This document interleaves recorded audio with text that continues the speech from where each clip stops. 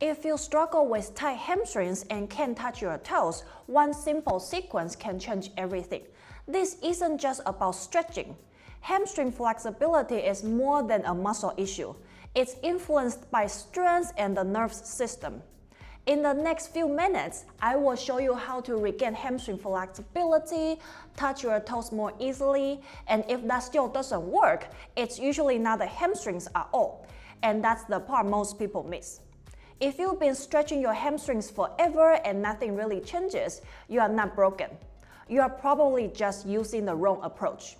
To quickly improve flexibility, we need to trick our nervous system. That's where PNF stretching comes in. Lie on your back and loop a towel or band around 1 foot.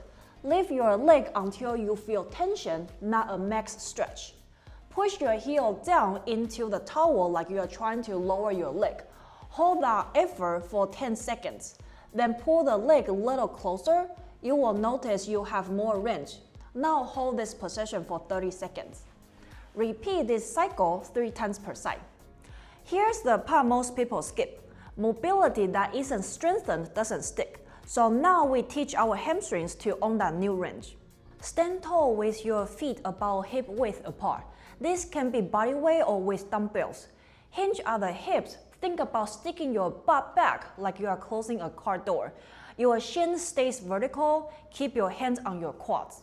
In RDL, it's about pushing your hips back. There's a point where your hips can't go back any further. If you keep going by leaning your torso forward, the load shifts into your lower back, and that's not what we want. You should feel this in your hamstrings and glutes, not your spine. On the way up, don't think about lifting your chest. Think about squeeze your glutes and drive your hips forward like a hip thrust. The glutes move away, the spine just stays stable. Another variation I really like, especially if one side feels tighter than the other, is the B stance RDL. Set up by standing hip width, then take a small step back with one leg. Rest only the toes or balls of the back foot on the ground like a kickstand, and put about 80 to 90% of your weight on the front leg. All the same RDL cues apply. I recommend doing 3 sets of 8 to 10 slow reps. Now, if after this you still feel tight or blocked when you reach for your toes, this is where most people miss the real issue. Sometimes it's not muscle tightness, it's nerve tension. The sciatic nerve runs from your lower back down the back of your leg, and inactivity can make it feel like your hamstrings are tight even when they aren't. To address that, use nerve glide. Start sitting in a chair, gently straighten one leg. As the leg extends, lightly tuck your chin, then relax and reset. Repeat for 8 to 10 reps.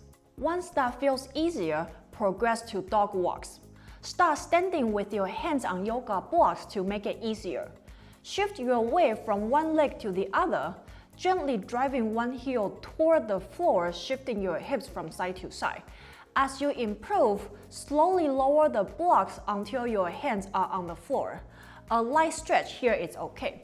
This should feel like a smooth sliding or light stretching. Start with 2 sets of 8 to 10 reps. You don't need to do everything forever. Use this sequence consistently. PNF to open the range, RDL to lock it in, and nerve glides only if you still feel blocked. Your body relearns that touching your toes is safe, strong, and natural. And that's when hamstring flexibility actually lasts.